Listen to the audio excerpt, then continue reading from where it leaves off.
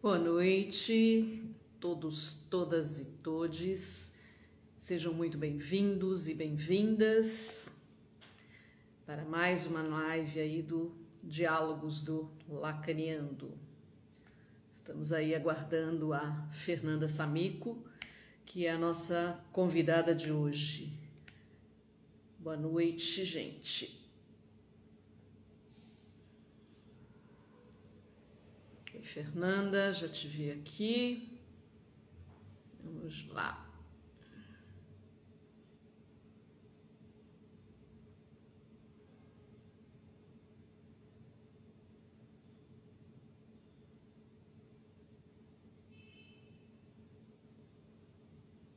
E o convite, Fernanda.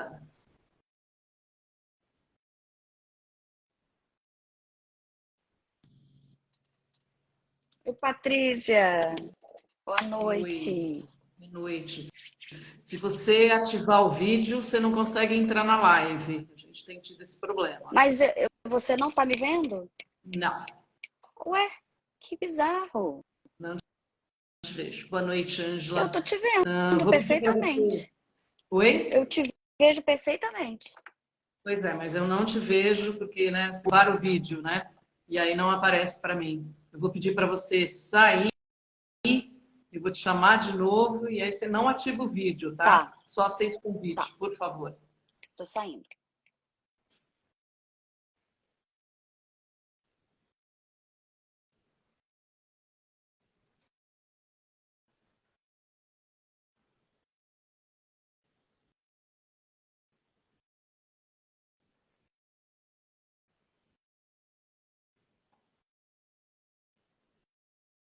Vamos lá, deixa eu tentar te chamar agora.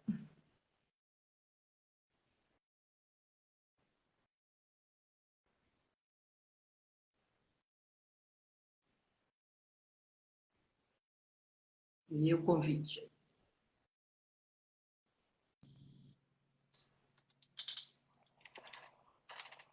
É a mesma coisa, parece o.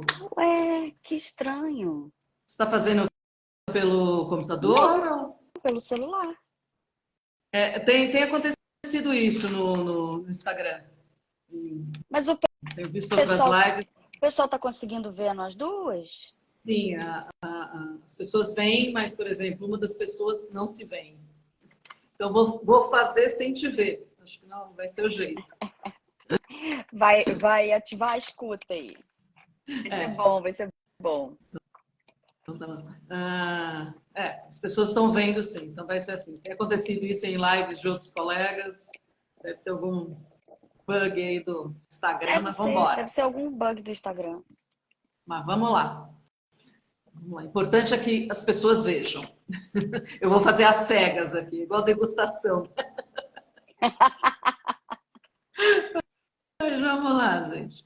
Hoje eu converso com a psicanalista Fernanda Samico, que é doutora em psicanálise pela UERJ. Nosso tema de hoje, a repetição do amor. A repetição no amor. Bem-vinda, Fernanda, embora eu não esteja te vendo. Seja muito bem-vinda. Obrigada, Patrícia. Boa noite para todo mundo que está aí. Quando conversei com a Patrícia, falei assim: nem acredito, meu dia chegou. Poxa, eu também estava ansiosa aqui. Porque eu Essa tarde fica aqui mais já, tarde. já sigo seu trabalho há um tempão. Acho Ah, é fantástico, um assim, prazer ouvir isso de você. desde Fico quando. lisonjeada. Ah, mas sim, desde quando tinham os eventos presenciais que depois iam para o YouTube, eu ia lá assistir. Então, gente de Ai, altíssimo muito feliz. gabarito. Eu que fiquei toda Nós boba com o chegamos aí aos convite. 10 anos, graças a todos vocês aí. Uhum, uhum. Isso daí não é qualquer coisa, não. Sustentar um trabalho desse por tanto tempo é muito, É. é muito entusiasmo e muita insistência. Não, e bons parceiros, né? Assim como você, que, né, ajuda a gente a fazer essa sustentação, né? Não se faz nada sozinho, né? É verdade, é verdade. Então vamos lá, Principalmente em Fernanda. psicanálise, né? Exatamente. Então vamos lá. Vou começar com uma perguntinha Bora. básica.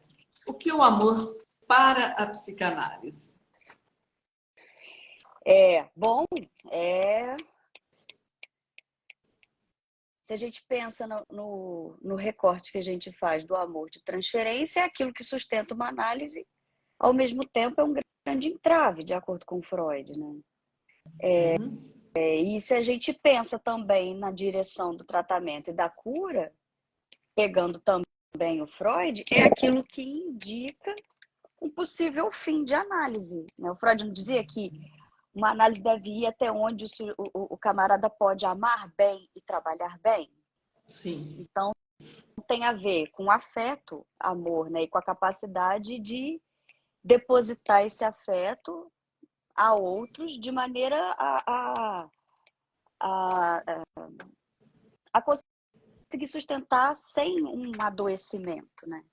Minimamente possível, né? Porque até o próprio Freud dizia, todos nós sofremos de uma mesma doença mental chamada inconsciente, lá no Psicopatologia da Vida Cotidiana, né? E então tem essa vertente do amor ali na cena analítica, tem essa dimensão do amor também na direção do tratamento e da cura, e tem o amor enquanto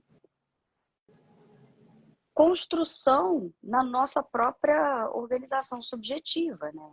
Como construção do nosso advir enquanto sujeito, né? Como um afeto que precisa dar lugar ao ódio. Muito bem. Fernanda, o amor é cego? Como se dá repetição no amor? Ai, as perguntas são Eu soube das pessoas, sensacionais. eu sou muito azarada, eu escolho mal meus parceiros, né? O que significa isso? O amor não é cego, não. Ele tá com o olho no prêmio. Ele nunca tira o olho do prêmio. O problema é que o prêmio não existe.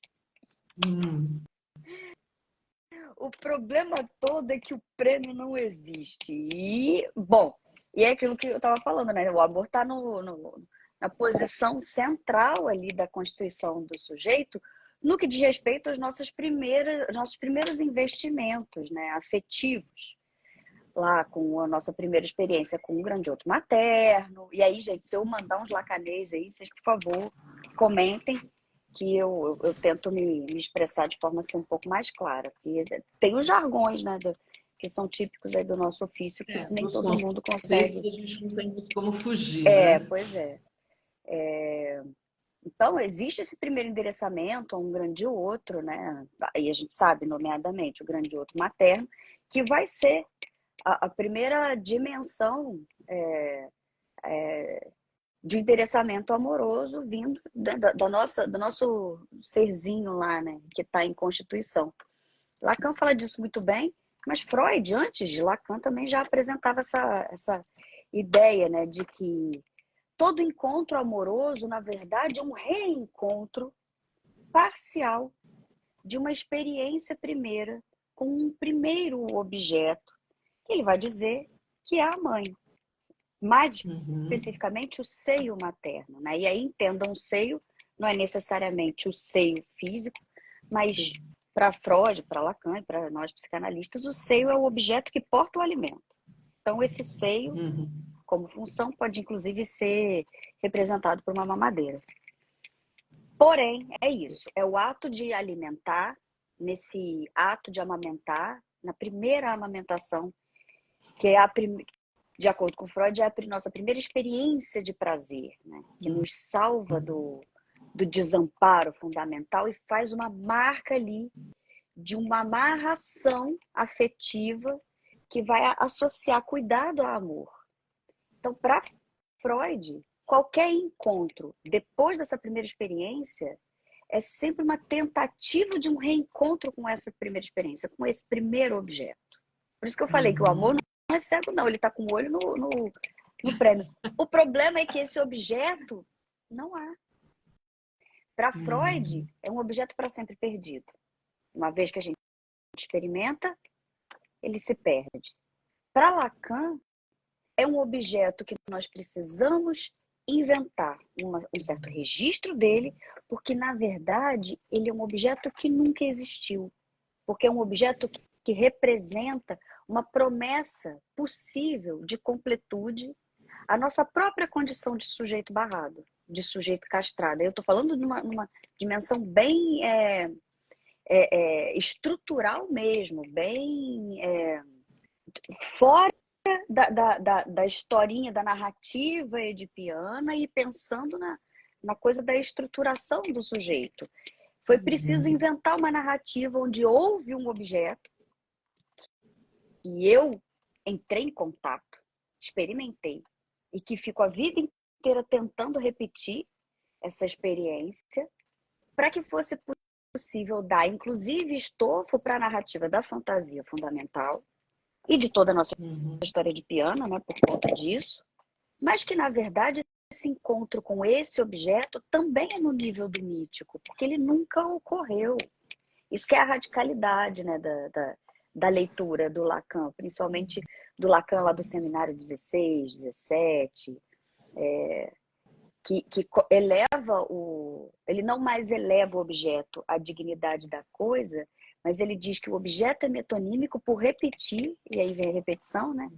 O desencontro, não a promessa de encontro, mas por repetir o desencontro que atualiza a falta de objeto, a falta pela não existência de um objeto que nos coloque de novo, né? No que eu gosto de brincar, né? No amparo do saber instintual, porque os bichos têm objetos que os completam, sim, porque a coisa é instintual, é sazonal, o encontro ali sexual é no nível de uma certa programação biológica, o alimento é para nutrir, não tem essa coisa desse registro mais além da nutrição, que é o sabor, é a apreciação, é essa coisa da pulsão oral, e até de um certo exagero que remete a um gozo. No mundo animal não tem isso. E talvez a gente tenha uma certa promessa, né, de um Éden, onde se a gente encontrasse um objeto nesse sentido, a gente pudesse viver essa experiência de completude.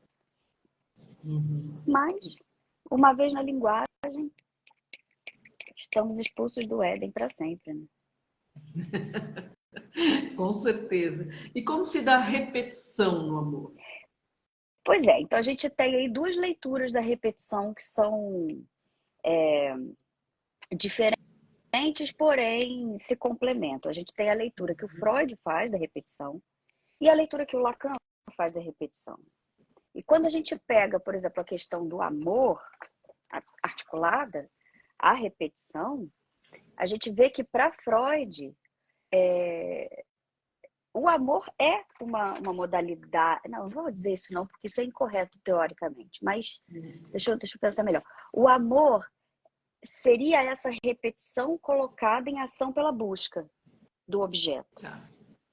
Eu ia dizer que todo amor é repetição, mas eu acho que isso seria generalizar demais e talvez eu caísse num erro teórico.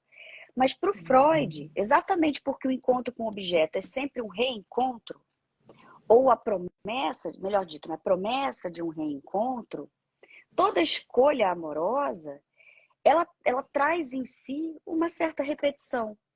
A repetição da promessa desse encontro. Ele vai falar disso naqueles textos sobre a teoria do amor, que ele fala sobre a escolha objetal dos homens, o tabu da virgindade. São 3 textos que o Freud fala, que acho que é Contribuições à Teoria do Amor 1, 2 e 3. Nesses 3 textos, o Freud fala, ele teoriza sobre essa repetição que acontece na escolha amorosa, que tem a ver com a nossa história de piano. Então, o Édipo, só do Édipo existir, ele já é uma prova teórica de que a escolha amorosa porta em si uma repetição. E aí, na transferência, idem. No amor de transferência, o que a gente vê, e aí o Freud vai falar lá acho que é na dinâmica da transferência, a repetição de fetiches, olha, de clichês amorosos, fetiches também, de clichês amorosos que o paciente faz na sua vida, fora do consultório, que se atualizam na cena analítica, em ato, colocando o analista como um representante desse objeto amado. Ele faz, na cena analítica, surgir um fenômeno que acontece na vida desse paciente, fora do contexto do setting analítico. Então, para o Freud, na transferência, a gente também vê ali, né, no ato, porque como o próprio Freud fala, você não tem como combater alguém em efígie ou em... Como é que é, Patrícia? No finalzinho desse texto ele fala, não tem como se combater alguém em efígie ou em absentia. Você não tem como combater o inimigo pela sua foto, pela representação, e nem se ele estiver fora da cena. Precisa trazer isso para a cena, e a transferência faz isso. Ela traz essa modalidade de amor que se repete, agora direcionada para o próprio analista. Então aqui a gente vê o Freud, de novo, fazendo uma amarração entre amor e repetição. O amor como repetição dessa busca do objeto amado, uma vez que já foi vivenciado, experimentado, encontrado, né, nessa primeiríssima infância, nesse encontro mítico do bebê com o objeto seio, e depois essa repetição na cena analítica, tendo o analista como avatar, né, desse objeto de amor que está aí tentando ser buscado e que precisa comparecer até para que a gente possa operar a modalidade de laço que o paciente estabelece com aqueles que ele acredita que podem encarnar esse ser amado, né? Já o Lacan, quando vai pensar o amor, principalmente quando ele vai trabalhar a questão da repetição no Seminário 11, e ele vai fazer uma distinção bem boa entre repetição e transferência, ele vai dizer que a transferência não é uma repetição, mas se eu começar a falar disso, a gente vai desviar muito. Quando Lacan vai falar de repetição, e quando a gente pensa na teoria do amor em Lacan, o que ele vai construir para diante do que o Freud preparou para ele, né? Porque o Lacan, ele primeiro se serve da teoria freudiana para depois fazer suas contribuições inéditas à psicanálise, né? Então ele não está sem Freud aí nessa história. O que ele vai trazer de contribuição é que esse encontro, que é um encontro de uma tentativa de repetição, uma tentativa de encontrar uma completude que sustenta uma repetição, ele também pode abrir para uma abertura a algo criativo e novo. E ele estabelece essa diferença quando ele fala da repetição enquanto autômaton e da repetição enquanto tique, articulando a repetição enquanto autômaton com o movimento tipicamente da linguagem, do simbólico, e aí ele remete tudo que ele falou de repetição lá no texto sobre a carta roubada, a repetição no automatismo da cadeia significante, que faz atualizar justamente um certo impossível de se dizer, representado pelo objeto pequeno a, e a repetição tíquica, ou de tique, que seria a repetição da insistência do real nos furos da cadeia significante.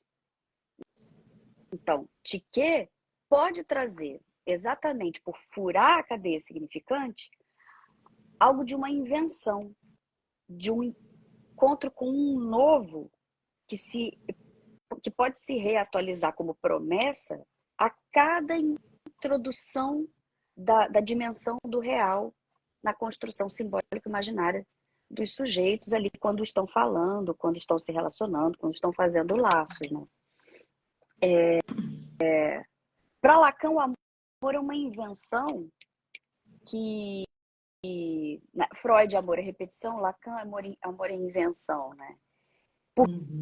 Porque o amor coloca a gente para trabalhar exatamente essa dimensão tíquica da repetição, no sentido, e aí é importante fazer essa diferenciação, de entender o amor a partir daquele aforismo, né, que todo mundo conhece, que amar é dar o que não se tem.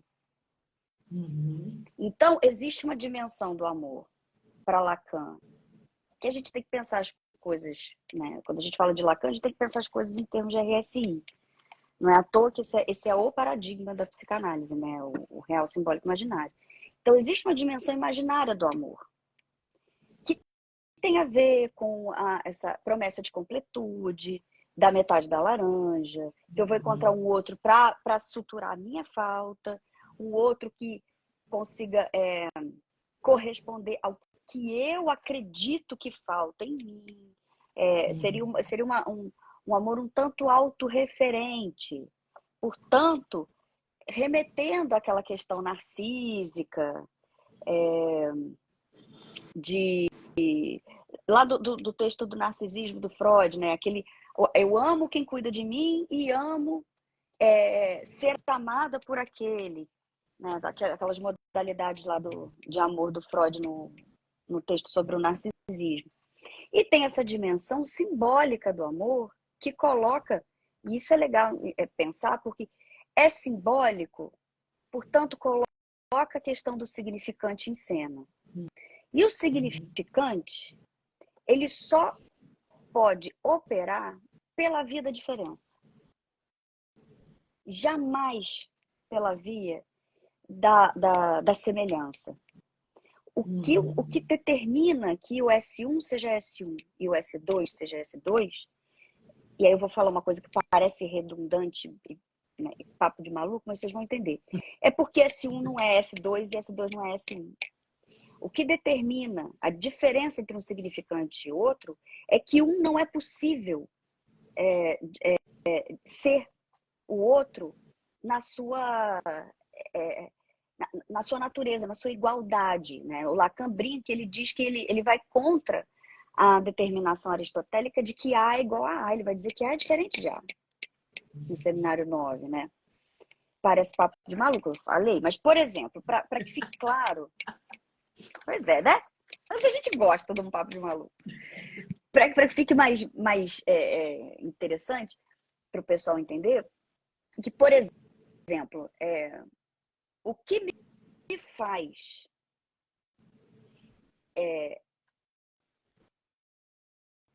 vou falar assim, mesmo parecendo um exemplo bobo. Mas o que me faz ser Fernanda não é que meu nome é Fernanda. O que me faz ser Fernanda é que meu nome não é Patrícia. Sim. Essa é a lógica do significante. Copo é copo porque não é caneca, porque não é garrafa, porque não é... Não é porque é copo, é pela diferença. Então, quando a gente coloca a questão do significante, automaticamente a gente está botando a questão da diferença. Então, essa coisa dos iguais, você me completa, dois fazendo um, cai por terra. Quando a gente pensa no amor pela via do simbólico. Porque se a gente está trazendo a linguagem, se a gente está trazendo o regime do significante para a história, a gente está trazendo a diferença. Sim. Invariavelmente. Portanto, pensar no amor pela via do simbólico é fazer operar a diferença. Fazendo operar a diferença, eu coloco em ação a incompletude. Se eu coloco em ação a incompletude, eu estou convocando a castração. Se eu estou convocando a castração, quem é que está sendo chamado para a história? O real. Portanto, pensar nesse amor que tem a ver com esse aforismo do Lacan, que amar é dar o que não se tem, que é esse amor que é o amor que eu penso pela via do simbólico, eu localizo esse amor dessa expressão do Lacan, o amor enquanto dom pela via do simbólico, é fazer operar a falta. Porque dar o que não se tem é compartilhar a falta. Maravilha. Então, a gente acaba amando justamente porque o outro não é a gente. Nessa modalidade de amor. E, Fernanda, mulheres amam diferente dos homens. Como pensar essa diferença sexual que marca o campo do feminino e do masculino e que, logicamente, se impõe na maneira dos sexos se relacionarem? O que dizer dessa assimetria na vida amorosa? Então, Lacan chamava de comédia dos sexos, né? E uma das Uhum. coisas que a gente aprende numa análise bem conduzida é a rir disso. Porque é da ordem da comédia mesmo, né? Mas antes de Aham. rir, a gente chora muito, né, Patrícia? Ou Ux, se e chora. como? Anos de análise. Anos chorando para no final aprender a rir disso. Aham. Mas sim, sim, ó. Se a gente pensa, por exemplo, né, nessas duas modalidades, homem e mulher em psicanálise, primeiro a gente precisa fazer uma certa correção teórica, que é o seguinte. O Lacan, ele, no desenvolvimento todo da sua teoria, ele vai trabalhando com essa construção do que é ser homem e do que é ser mulher, Uhum. também pela via do imaginário, depois pela via do simbólico, depois ele consegue fazer uma certa decantação teórica quando ele cria as chamadas fórmulas quânticas de sexuação, que é uma certa matematização, ou melhor, uma certa logicização, porque ele vai usar elementos da lógica, para poder escrever, sem usar a palavra, Uhum. o que seria a modalidade homem e o que seria a modalidade mulher nos sujeitos falantes. Tanto na sua posição, frente aos laços, quanto num certo modo de gozo. Então, Uhum. as fórmulas de sexuação, elas falam de certas modalidades de gozo, mas elas também apontam para os sujeitos falantes posições nisso que ele vai chamar de comédia dos sexos, de relação entre aspas sexual. A gente bota essa relação entre aspas porque o que essas fórmulas realmente mostram para a gente é que a relação sexual, o rapport sexual, o que vai haver aí de ratio, né, de equiparação, como se houvesse uma equivalência, não existe. Mas não existe, não é porque um sexo é melhor ou pior do que o outro. É porque a maneira como um sexo se estabelece não oferece completude para o outro e vice-versa. Por isso não há ratio, por isso não há rapport, por isso não há relação, porque não haverá uma operação de completude. Por mais que haja uma certa suplência na fantasia de homens e mulheres dentro da parceria, e isso é bom que haja, porque assim a gente consegue ver belas histórias de amor. Isso é suplência, isso não é completude. E como suplência, é um suplemento, não é a coisa em si. É como se fosse uma invenção de parceria. E aí, voltando à pergunta que você me fez, quando a gente vai ver toda a teorização do Lacan acerca do que é ser homem e do que é ser mulher, a gente vê que ele vai construir uma teoria que vai demonstrar para a gente que o que diz respeito ao ser homem tem a ver com a virilidade. Tem a ver com uma certa organização dentro da lógica fálica, apontando para uma virilidade. No que diz respeito ao ser mulher, ele, assim como Freud, teve um trabalho um pouco mais árduo para teorizar. Por quê? E aí foi nisso que Lacan conseguiu ajudar a gente a avançar um pouco mais na questão. E Freud precisou parar no rochedo da castração, né? Até por conta dos recursos que ele tinha na época. Lacan tinha Freud, mas o Freud tinha quem, né, coitado? Ele estava, né, com um facão Destruindo, abrindo, né? pois é, abrindo a floresta pra gente. Uhum.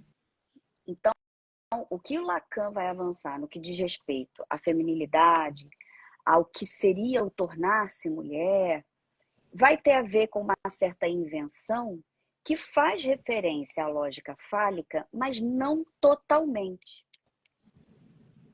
O que o Lacan vai desdobrar da teoria do Freud é essa outra dimensão na construção do que é a feminilidade, que tem a ver com algo que escapa à lógica fálica, que escapa à significação do falo, que escapa escapa a uma certa representação articulada ali, simbólico imaginariamente, dentro da fantasia, que está sempre, sabe, se escamoteando de ser possível de ser representada. Em outras palavras, o tornar-se mulher precisa, de alguma forma, acolher um impossível, uma dimensão real nessa construção. E isso implica também na maneira como homens e mulheres, esses que se identificam como homens e se identificam como mulheres, né? Eu acho que finalmente a gente está numa época que a gente pode falar assim, que bom, né? Porque isso dá lugar para muita coisa. Então, esses que se identificam como homens e esses que se identificam como mulheres vão ter, né, esse modo de fazer valer as suas identificações sexuais impressas numa certa forma de amar. E aí é importante a gente dizer para o pessoal que isso não é imutável. Sim. E que o Lacan traz para a gente, principalmente depois do seminário 20, que é o seminário que ele vai apresentar a finalização das fórmulas de sexuação, é que homem e mulher, ele fala isso assim, categoricamente, eu acho lindo. Ele diz homem, mulher, criança. Isso é significante, são palavras. O que vai valer é a maneira como a pessoa faz e estabelece laço e goza. De que forma ela goza e de que forma ela estabelece laço. Isso é que coloca ela do lado homem ou do lado mulher. Portanto, não vai ser a genética ou a configuração corporal o determinante para dizer em qual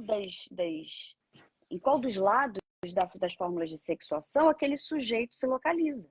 Mas sim como ele ama, de que forma ele faz laço e a que gozo ele tem acesso. E aí o Lacan brinca, não sei se no seminário 20, mas em algum desses textos dessa época, que o analista é mulher, porque se localiza do lado feminino, mesmo que esse analista possua um pênis. E que fora da cena analítica, nos seus laços amorosos, como sujeito, ele se localize do lado homem. Mas enquanto operador desse lugar, desse dispositivo, que é uma análise, ele precisa saber transitar nesse campo feminino. Então, se o masculino e o feminino, vou botar, né, dessa forma para ficar mais fácil para o pessoal, imprime uma modalidade de fazer laço e de habitar no mundo e dar acesso a um certo gozo, isso vai impactar na maneira como essas pessoas amam. E aí, de novo, entendendo que isso não é imutável, que isso a gente, inclusive o que uma análise nos ensina é justamente a transitar por isso aí. É entender que isso tudo é uma construção que porta uma plasticidade. A coisa não é recrudescida, a coisa não é concreta, ela é plástica, assim como a fantasia. Então, eu estou dizendo isso tudo para quem está ouvindo não entender que é assim, homem ama X, mulher ama Y. Homem ama dessa forma, mulher ama dessa. Não é isso. Senão a gente cairia numa psicologização da psicanálise. Sim. Mas sujeitos que habitam essa esfera, vamos botar assim, mais determinada pela lógica fálica, tem uma maneira mais facilitada de amor, que é a maneira objetal, que é a maneira articulada pela fantasia, que é a maneira... E aí, se a gente vai lá nas formas quânticas de sexuação, a gente vê que do lado do homem, a gente vê o S barrado e uma setinha que liga esse S barrado com o lado mulher, e no lado mulher a gente vê o objeto pequeno A. E aqui a gente tem a fórmula da fantasia. Então, a modalidade, vamos botar assim, de amor dita masculina, por Lacan, vai fazer toda essa amarração de fantasia, de fetichização do corpo do outro, de se colocar numa posição de amante, buscando um objeto amado, Um objeto, olha o que eu disse. Um objeto amado é colocar o outro no lugar de objeto. E isso, entendam, não é objetificar no sentido que a gente está acostumado a ver, né, cotidianamente. Mas é tornar aquele outro algo possível de receber esse investimento libidinal. Em psicanálise, tudo que é passível de receber investimento libidinal é objeto. Então, uma ideia abstrata pode se tornar um objeto, se a gente coloca libido nela. Então, esse conceito de objeto para a psicanálise, ele é bem diferente do que a gente vê, né, na língua corrente ou até mesmo em outras teorias que falam de uma certa objetificação como se fosse algo ruim. Mas para a gente se relacionar com qualquer outro amorosamente, esse outro, e aí eu digo até sexualmente, esse outro precisa de vez em quando entrar no lugar de objeto. A gente precisa objetificar de alguma forma. Dois sujeitos é igual a dois tucanos, eles não se bicam ali na partilha amorosa. É preciso fazer essa brincadeira de, a cada momento, um deles entrar no lugar de objeto, outro entrar no lugar de sujeito e aprender, de novo, a brincar com isso. A brincar com esses papéis, porque esses papéis nada mais são do que construções, semblantes que a gente precisa sustentar para poder fazer valer os laços amorosos. É por isso que Lacan chama de comédia dos sexos, né? Porque é como se a gente pudesse operar de uma forma e depois operar de outra. Porque esses papéis são plásticos. Então, do lado masculino, homem, né, Lacan tinha que ter escolhido outras palavras, né, para poder determinar essas formas, porque isso dá um quiprocó danado, né, Patrícia? Porque aí Tudo é confunde com contemporaneidade. gênero, A gente vai avançando, né, na teoria, né, outras coisas vão se Era descortinando. década de 70, né? Exatamente. Então, do lado homem, a gente vê um certo interessamento com ter o objeto. Quem fala muito bem disso é a Malvine Zalberg, no livro dela, né? Amor, Paixão Feminina. Eu adoro esse livro. Então, a maneira masculina de estabelecer o laço amoroso, e que é essa maneira freudiana de busca do objeto, que vai sempre remeter a um reencontro com o objeto para sempre perdido, é essa modalidade masculina. Já a modalidade feminina seria a de encarnar um objeto a ser oferecido ao outro. Né? Então, enquanto de um lado a lógica é do ter, do outro lado a lógica é do ser.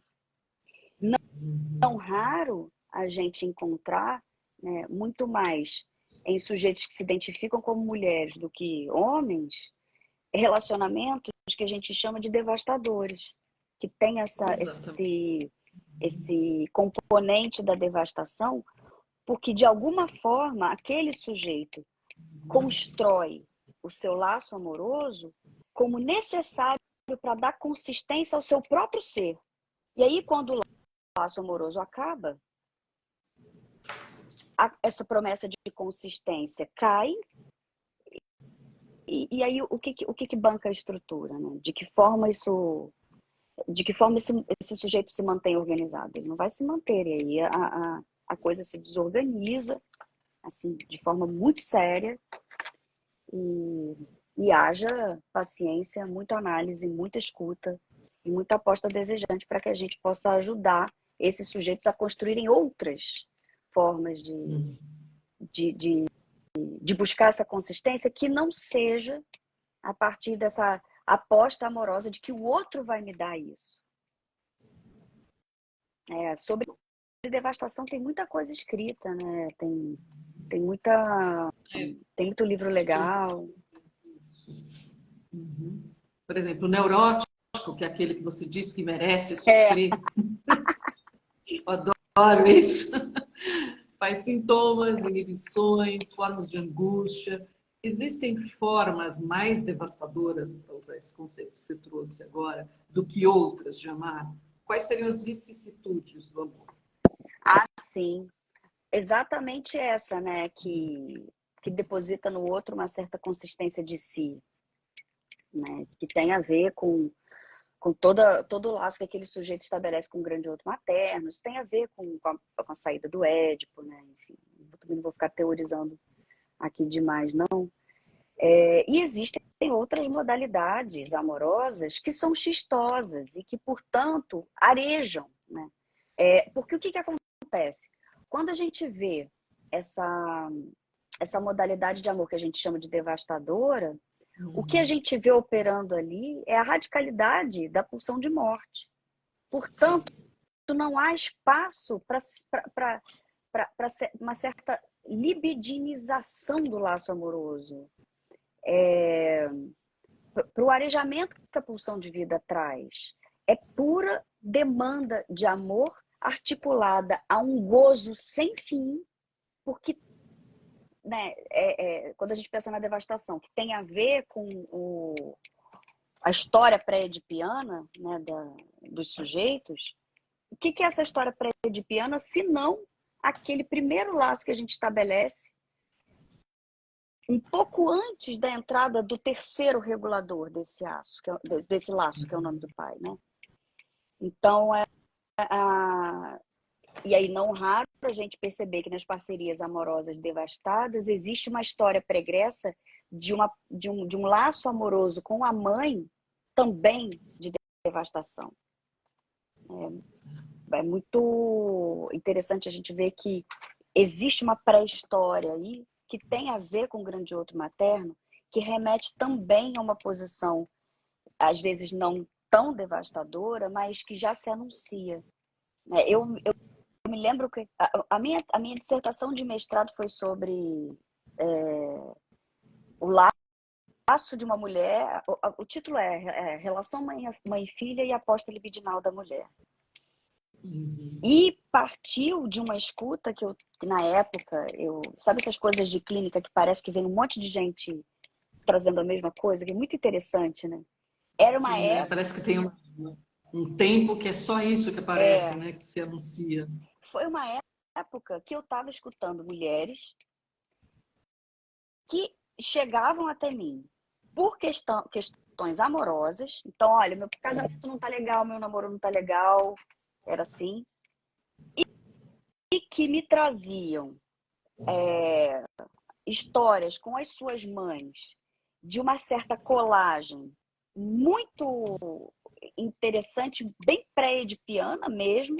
Não se tratavam de psicoses, eram neuroses, mas ainda é como se houvesse ali ainda uma repetição, ou talvez uma tentativa de repetir com o parceiro aquela demanda de amor que a criança faz à mãe para dar consistência ao seu ser, lá do primeiro tempo do Édipo. Sou ou não sou, falo dela. O que eu faço para ela vir me salvar do desamparo, porque senão eu deixo de existir, né? E o que eu ouvia dessas mulheres era que essa demanda de amor, que antes era direcionada à mãe, passava a ser direcionada para o parceiro e com uma conotação muito curiosa. Todas elas, e foi isso que me fez pensar em talvez transformar isso num projeto para um mestrado em psicanálise, né? Todas elas não tinham interesse sexual nenhum pelos seus parceiros. E não tinham interesse sexual nenhum por ninguém. Porque se fosse por outros homens, tudo bem, né, Patrícia? Tá, não gosto. Tá. Desejo tá aí, né? Amor e desejo não são... Nem sempre eles estão na mesma pessoa, não são equivalentes. Mas exatamente. Por ninguém, aquilo, sabe, me levantou uma bandeira amarela. Eu falei, ué, por absolutamente ninguém? O que dessexualizou essas mulheres? E aí foi por aí que eu comecei a minha pesquisa e a pesquisa, né, me levou a poder afirmar isso. Que nessa dessexualização que acontece justamente por conta do laço devastador, essas mulheres ficam ali numa demanda de amor infinita, porque não tem balizamento fálico. Essa demanda de amor é aposta de consistência no próprio ser. E quando isso não acontece, leva ao pior, muitas vezes, para essas mulheres. A tentativa de suicídio, a, um, a, um, a ocupar uma posição de objeto dejeto mesmo, assim, de lixo pro parceiro, né? E aí a gente vê histórias muito, muito tristes, muito trágicas acontecendo por conta disso, né? E justamente porque as mulheres, como Lacan ensina, né, elas conseguem habitar essa dimensão não toda fálica,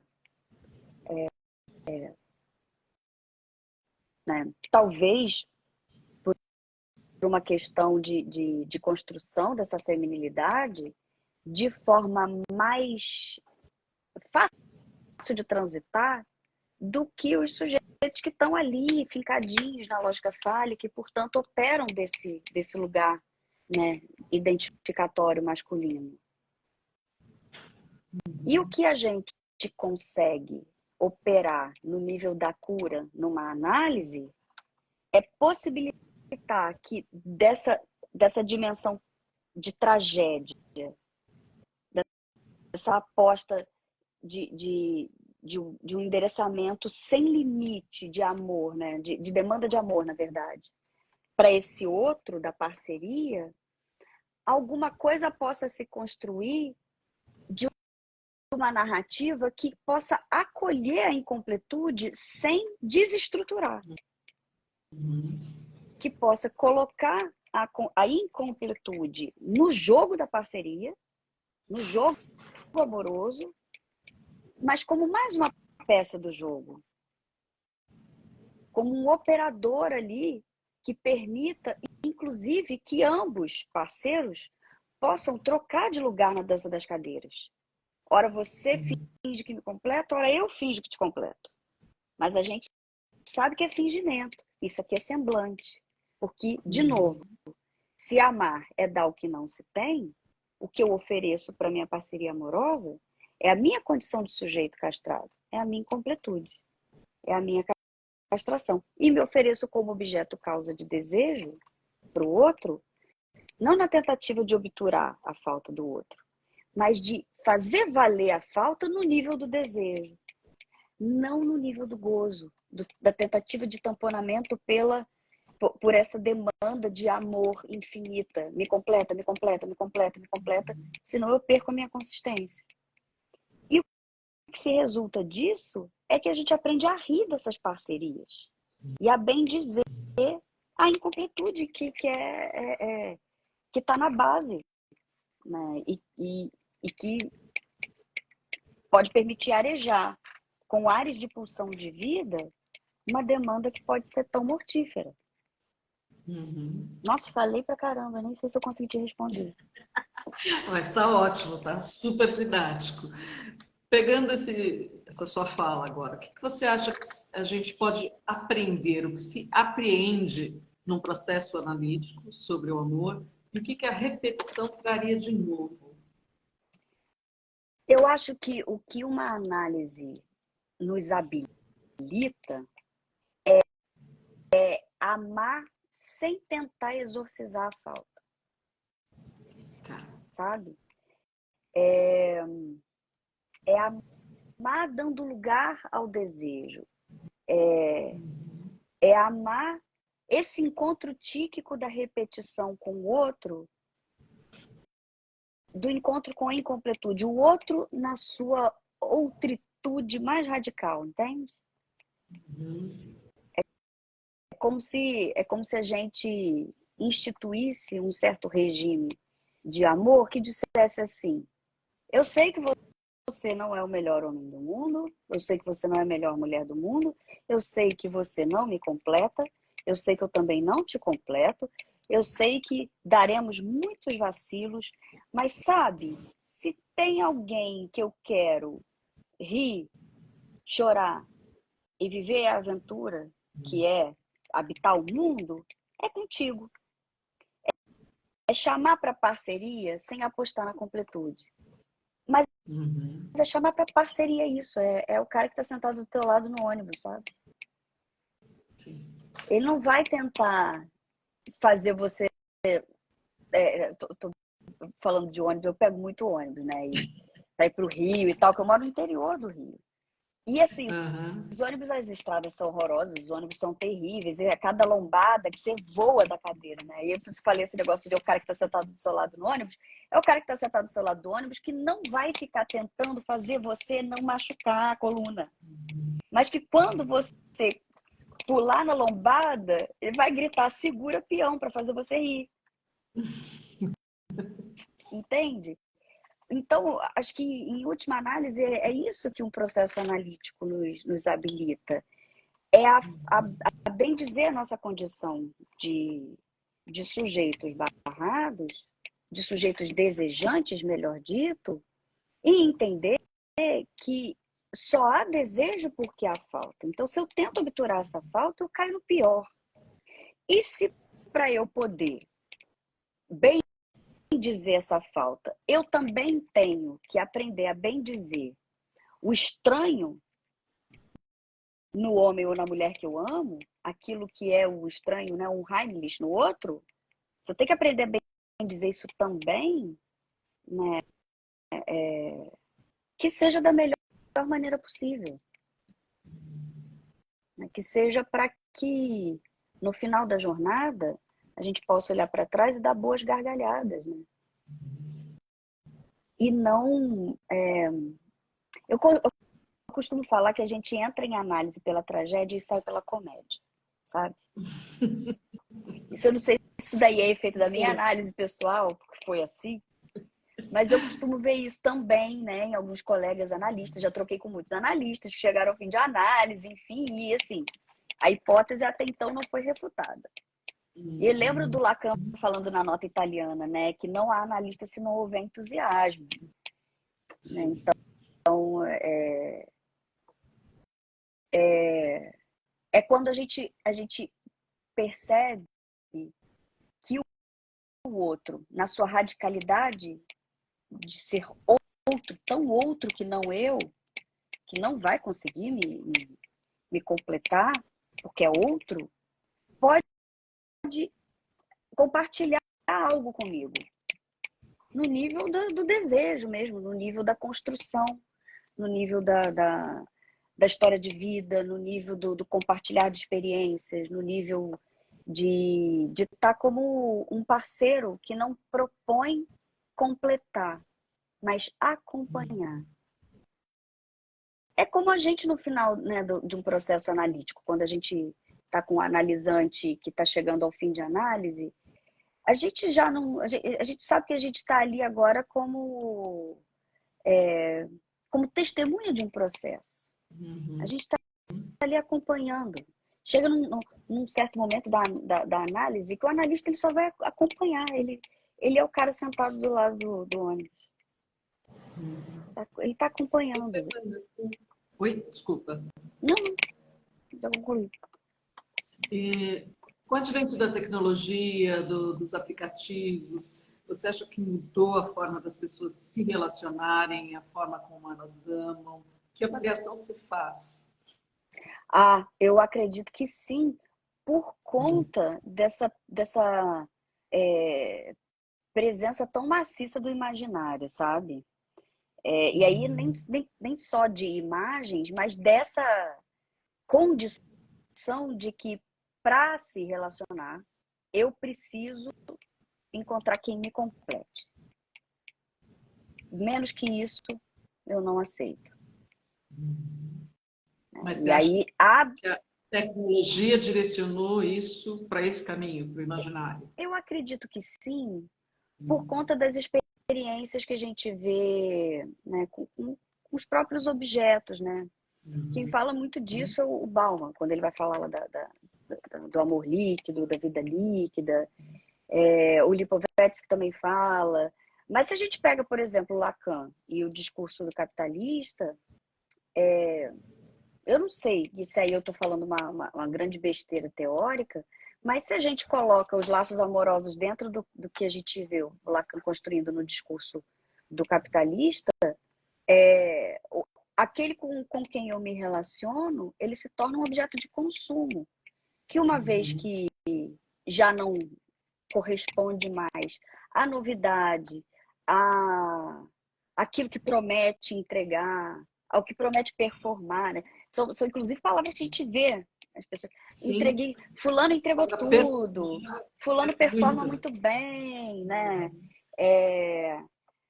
O fulano entrega conteúdo, nossa, que conteúdo bom, que consumir, né? Então, são significantes que estão aí, né, circulando, não é à toa.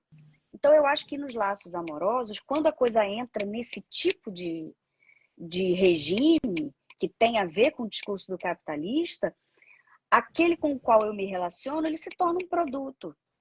Que no momento em que não responde mais às minhas expectativas, não performa bem, eu troco. E aí cai numa lógica que o próprio Bauman fala, que é de que o rico na nossa época não é quem consegue comprar, mas é quem consegue comprar sempre. É aquele que no lançamento do próximo iPhone não precisa pensar duas vezes e vai trocar seu celular. Então, a riqueza está na capacidade que a pessoa tem de consumir e não naquilo que a pessoa pode comprar. Entende? Tem a ver com essa rapidez de troca de objetos. E essa rapidez de troca de objetos vai incidir também nos objetos amorosos, na minha opinião. Isso pode entrar aí nessa dança, né? De que aquele com o qual eu me relaciono, eu não preciso suportar a diferença ali. Porque eu posso procurar outro, e outro, e outro, e outro. Perfeito. E quando o amor acaba, Fernanda, se vai do amor à indiferença, o que a gente pode dizer sobre o luto no amor? É porque amor acaba, né? Acaba. Para quem não sabe disso, fica a dica. O amor acaba. Pois é. O amor acaba, viu, gente? Tem, mas acabou.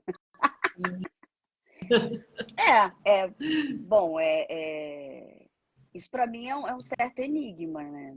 Essa coisa do amor acabar. Mas eu acho que o que eu ouço na minha prática clínica é que o que fica de luto a ser feito nem é tanto pelo amor, mas por todas as fantasias construídas em torno do amor, né? Os planos, as projeções, aquilo que ficou de pacto entre aquelas duas pessoas,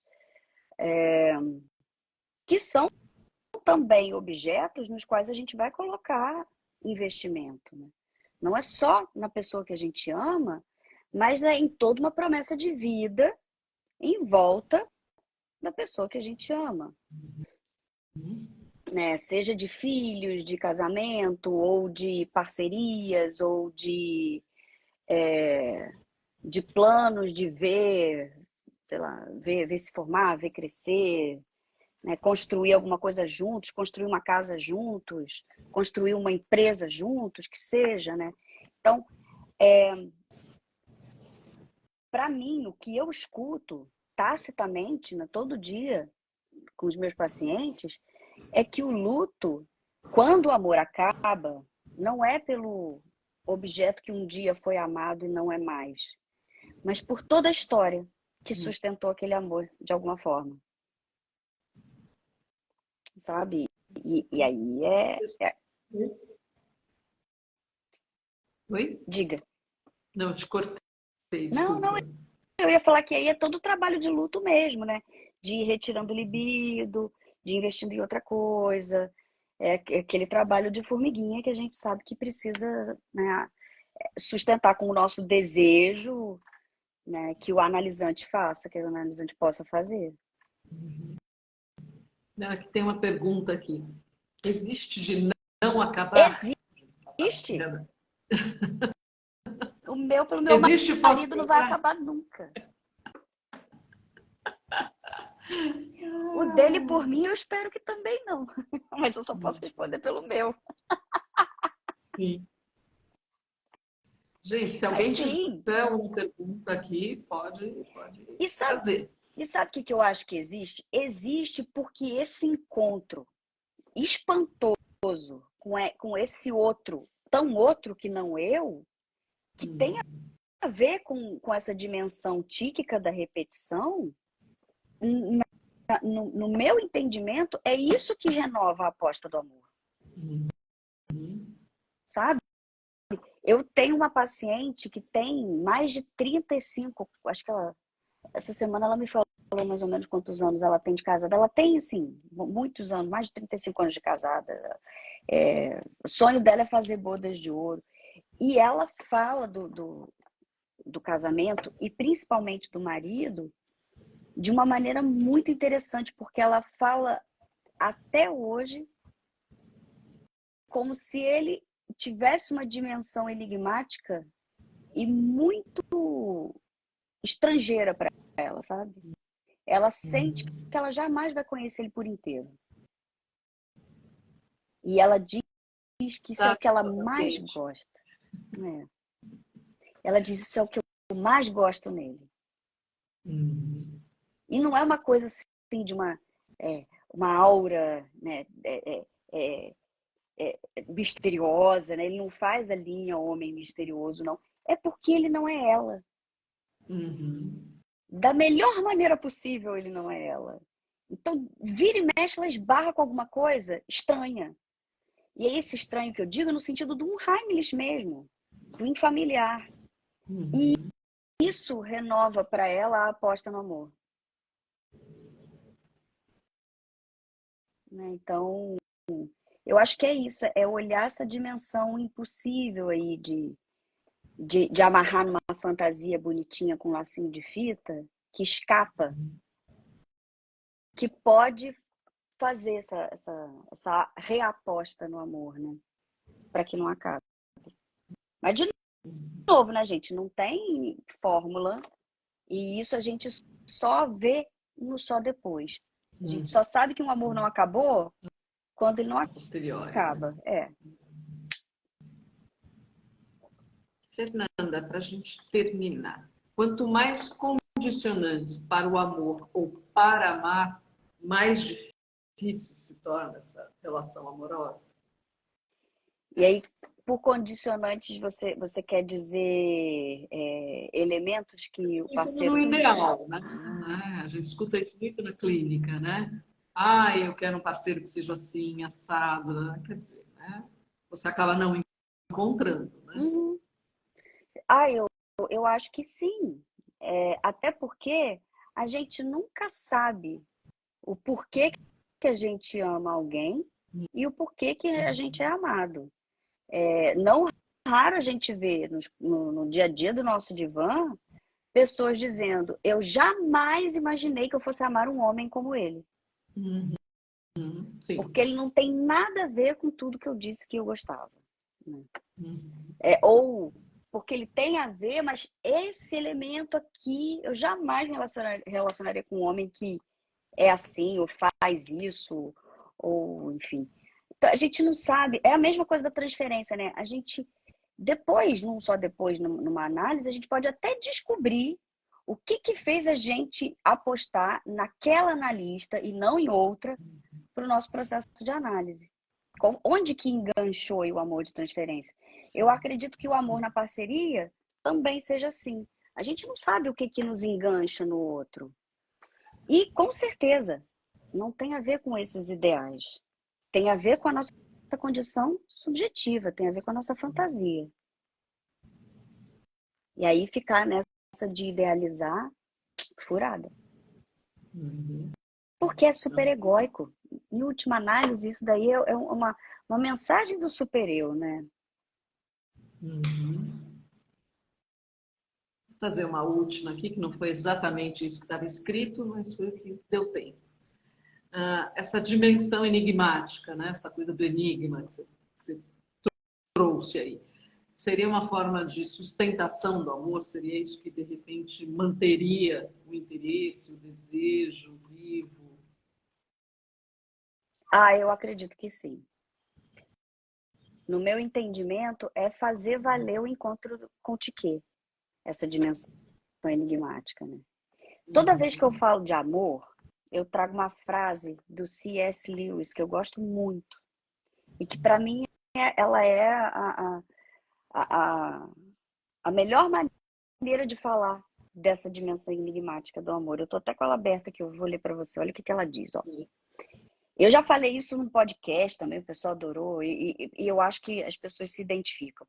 Diz assim, ó: a dádiva mais preciosa que recebi do casamento, está falando do casamento dele, foi esse contínuo impacto de algo muito próximo e íntimo, e ainda assim, sempre inconfundivelmente outro, resistente, em uma palavra, real. Então, é esse compartilhar da vida com algo próximo e íntimo, mas mesmo assim, insistentemente outro, inconfundivelmente outro, real. Eu acho que o amor é isso. Lindo. Eu também acho. Fernanda, muito obrigada pela aula. Foi uma aula, Se eu deixasse eu ficar adorei. falando aqui 2 horas, 3 horas. Não, mas é uma delícia te ouvir, viu? O Obrigada, pessoal estava fico muito falando o feliz. quanto você é didática e rigorosa, né? Ao mesmo tempo que tem o rigor da teoria, tem a fala fácil, tem o didatismo. Que Só bom. quero te agradecer. Bem-vinda sempre. E vamos Muito pensar outras obrigada. temas juntos para o ano que vem. Sim, sim. Só me convidar. Prazer estar Tá? aqui. Convidadíssima já. Um A gente prazer. volta a se falar com certeza. E muito obrigada para o pessoal que ficou aí até agora com a gente. Tá joia. Vou deixar a live salva aqui, tá, gente? Quem quiser rever ou quem não teve oportunidade de estar aqui, fica disponível aí. Fernanda, um beijo e muito obrigada aí pela sua generosidade. Obrigada a você, Patrícia. Tchau, tchau, Boa gente. semana. Boa noite. Obrigada a todos e todas. E não todas. E não todas. Gente, fica gravada. Acabei de falar que fica gravada. Tá Tchau, bom? pessoal. Tchau, tchau.